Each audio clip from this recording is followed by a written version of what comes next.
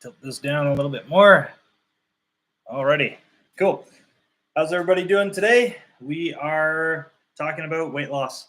I'm going to go back to the basics and I'm going to go over how we actually achieve weight loss, like what's happening in the body, um, exactly like the principles around why it occurs. And then just broadly, I'm going to chat more about different ways that we can actually achieve weight loss. There's a million different ways under the sun that we can do it. So we're going to talk about that broadly. And then on Friday, Casey's going to come on and she's going to talk more specifically about our system and why we think it is so much better than just a lot of other systems out there. So that's what we're talking about today. If you're joining the live, please hashtag your win in the comments there. Let's celebrate some wins. My win to start the call off today. I actually had a really solid workout on Sunday and then another one today. I've been kind of in and out of the gym the last couple of weeks. Had a deload week where I just elected to take the entire week off of the gym. My body needed to recover, and I haven't been out of the gym for a little while. So took a full week off. And then when Casey was sick, I was starting to have some symptoms, so I missed a couple workouts there. So I haven't been super active in the gym for almost the last 2 weeks. And getting a couple good workouts in, getting right back on my horse here has been a lot of fun, but I'm quite sore. So it's good. Feels like progress. Alrighty. So weight loss. Honestly, the whole understanding of weight loss is very simple. We have obviously our bodies, and our bodies require energy to survive. If we have excess energy, then we store that energy as fat. If we have less energy than what our body requires to sustain, then we use up the stored energy that we have and we burn fat. So super simple when we think about it that way. Our energy is we've got so many different ways that we actually spend energy, and I'll go over a handful of them, but there's only really going to be a couple that we're going to pay attention to here. So you have the thermic effect of food. That is the amount of energy that you burn when you chew and digest food. Very minimal. There's really not any meaningful way to manipulate that. We don't need to pay attention to it at all. It's just going to happen. We're just going to know that it exists and ignore it from there.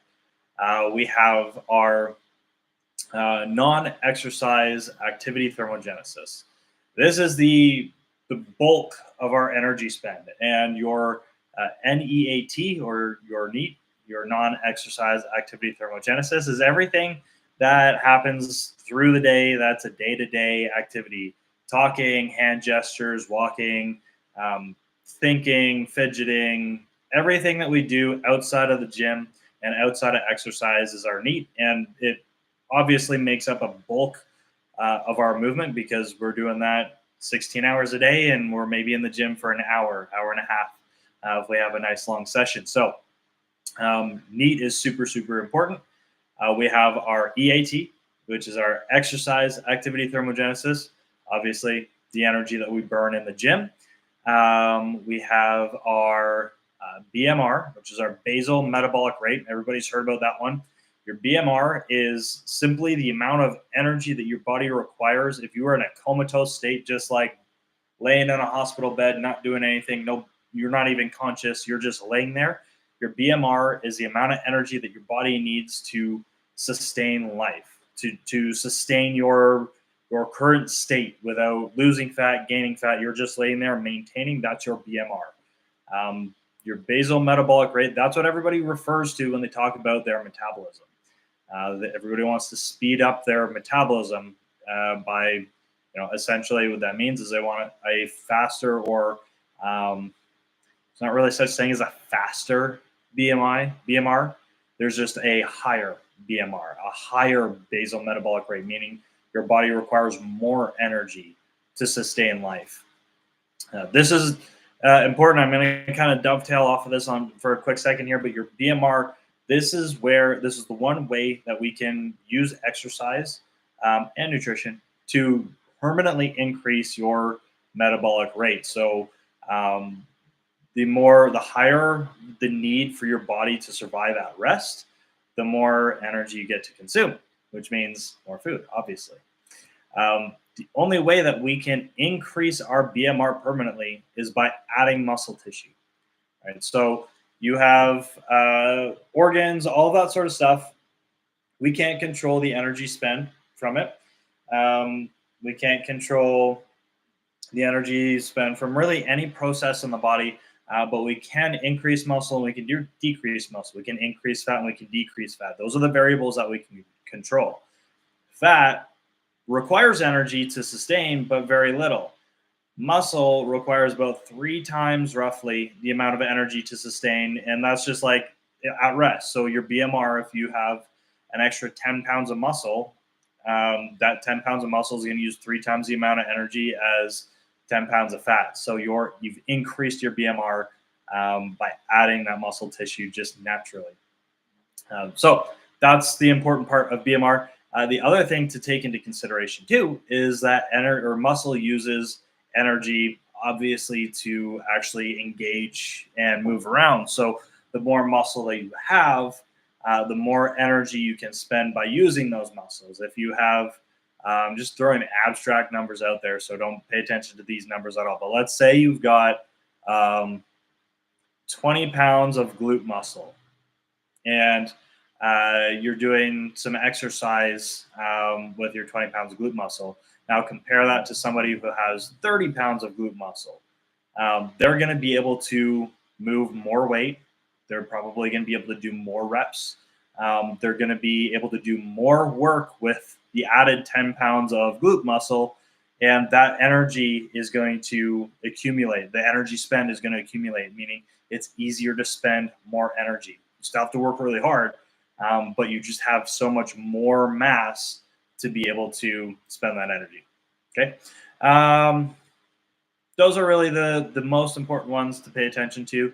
I'm pretty sure I'm forgetting one other energy spend. Casey, if you remember, you can toss it out there. I can't remember off the top of my head, but I think I went through them all there. And all of that together creates your TDEE, so your total daily energy expenditure. That's what we're looking at when we're calculating your macros or your calorie goals. Your total daily energy expenditure, all of the things that we just talked about, all of those added up together equal the amount of calories that you spend in a day to maintain where you are with your activity level, all of that sort of stuff. All right, so that's your baseline. That's your baseline metabolism is your TDEE, meaning, across a week, you roughly walk the same amount of steps, you do the same amount of exercise, your activities of daily life look the same. You go up, we repeat the same patterns. We go to work, we eat food. We have all of these habits that are just natural to us from whatever our lifestyle is. Watching Netflix, all of those sorts of things. We tend to be fairly consistent through the week with what that lifestyle looks like. And so we know that baseline TDE, that baseline caloric need of your body is fairly predictable. We can't determine that like down to a science because everybody's lifestyle is so different, but we have some fancy calculations that we use and then a whole lot of experience, which makes it easy. But to burn energy, now if you're wanting to lose weight, we need to make sure that you're consuming less energy through the week than what your total daily energy expenditure amounts to. That way we know that your body is requiring more energy than what you're giving it. So it has to pull that energy from somewhere. It has to maintain. Our bodies need to be in homeostasis. If you just don't have enough energy, there's really 2 things that happen. And this is actually important to bring up. So one, if you don't have enough energy, which is, this is a good thing. If you're in a caloric deficit, meaning you're eating less food than what your daily requirement is, one of two things will happen. You'll start using fat stores to burn energy and create the energy that your body needs. Or two, you'll start to have what we call metabolic adaptations, meaning you'll actually subconsciously start decreasing the amount of energy that you spend. And this is what most women experience when they come into our program and they're eating 13, 1,200 calories a day, not losing any fat. And then we set up all your habits and your training plan and give you a step goal and all these sorts of things. And we set your calories and it's like 18, 1900. And you're like, what? How is that possible? Like, that's that's almost 30% more than what I was eating before. There's no way I'm going to lose weight on this. Well, what's likely happened is you've been eating such little food for so long that even these little things, hand gestures, the amount that you talk to people, your body starts to regulate. It down regulates, meaning your body's adapting to the metabolic need that you have by decreasing the energy that it's spending. Right. So through your weight loss journey with us, you're not going to really truly experience that. We control all the variables and we guide you along the way. So you're not going to really significantly experience any sort of metabolic adaptation. We're tracking steps so we can see what's going on, that sort of stuff. When that starts to become a factor in terms of weight loss, like with a coach and having all of the metrics and the protocols that we use, that doesn't really happen until you're like competition prep. If you're trying to prepare for a show and you're getting to like inhuman amounts of body fat and you have to literally force your body through to continue moving. I know Casey, when she preps, when she's about a month out, when she talks, she sits like this and she doesn't realize it, but she will maybe kind of look to the side, but her body is adapting to try and maintain, because she's getting to very, very low body fat levels where now her normal patterns are starting to shift. She's not using hand gestures. She's not looking over. She's not as animated. And so that's what it looks like on an extreme level. Right. So, all right. So we've gone through all of the different ways that, we control or we burn energy. Obviously, our energy comes from our food. We know that a caloric deficit is what we need in order to lose fat. Now, there's many, many different ways to actually lose fat. We know that just understanding basic biology here, that you just need to be in a caloric deficit and your body's going to burn energy stores. That means you technically don't have to work out at all, and you'll be able to put yourself into a place where your body is not getting the requirements that it needs. So it's going to start burning fat stores to maintain the energy. So that's where we see a lot of programs where they do like Zumba or like HIIT classes, spin classes, all of these types of things. They work. You're spending energy. However, the downside to them is there's no emphasis on building muscle, meaning as you lose fat, because muscle mass isn't increasing at all, as you lose fat, your metabolism is just coming down with it, which means to maintain your weight loss, you then have to be on a very low level of food because you haven't increased your body's need for food at a leaner state. And I hope that makes sense. And that's like, the difference between many of the different modalities. Now, there's different strength training focuses. There's powerlifting. There's bodybuilding, or honestly, I call it bodybuilding, but it's just like conventional weightlifting. It's just resistance training, we'll call it, to summarize it. Bodybuilding is a little bit more, I guess, finessed in trying to create certain proportions and meet a specific image criteria. But then we have resistance training. We have powerlifting, which is strength training. We have there's flying around my face here. There's CrossFit. There's strongman, strongwoman type stuff. Just trying to think about, like, there's lots of different modalities of exercise, but those are the kind of the primary ones that are based around increasing muscle mass or building more muscle, right? So we have two different kind of ways that you can go about things. You can just increase energy spend without any focus on building muscle. You can increase energy spend while building muscle, and two have different outcomes at the very end. Um, Nutritionally, again, there's a billion different diet strategies, and it really comes down to the individual. There's keto, there's high carb, low carb, there's like the mediterranean, there's paleo, vegetarian, vegan. Like, there's a million different ways to eat food, and none of them are superior. Some of them are superior to others. I will say that. But in terms of, like, if we're talking strictly weight loss, then they're all going to be able to achieve the task at hand. It just depends on how you want to support your body. Right. So, and the biggest consideration is going to be what works for you and what works for your family and what works for your lifestyle. And finding the right approach that works for you is the approach that's going to be the most sustainable, of course, because how many people here have done a juice cleanse or tried to do keto or something like that, and it was such a drastic change from your normal that maybe it was great to lose 10, 15, 20 pounds, but after that, what do? You don't want to stay on that diet because it was miserable, but you want to maintain the weight loss. So now what? You're kind of left hands in the air, kind of in the dark with what to do. So, there's like I mentioned that there's some diet strategies that are better than others.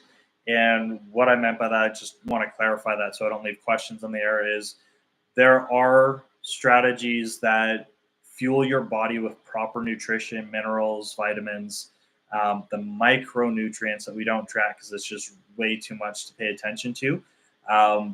There's ways to eat where you can support your body that way, and there's ways to eat that deprive your body of those things. I'm going to throw keto under the bus real quick because keto has a number of drawbacks. One being you miss out on a lot of really important minerals that you get through veggies and fruits.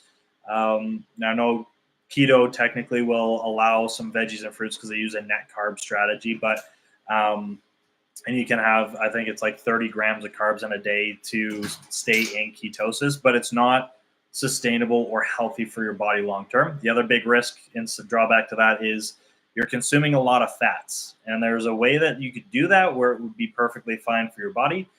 But primarily speaking, most people, when you're eating over 100 grams of fats in a day, you're going to have to pull some of those fats from options that aren't very quality, which means you run greater risks of heart disease and complications with, creating coronary artery disease, atherosclerosis, those types of things.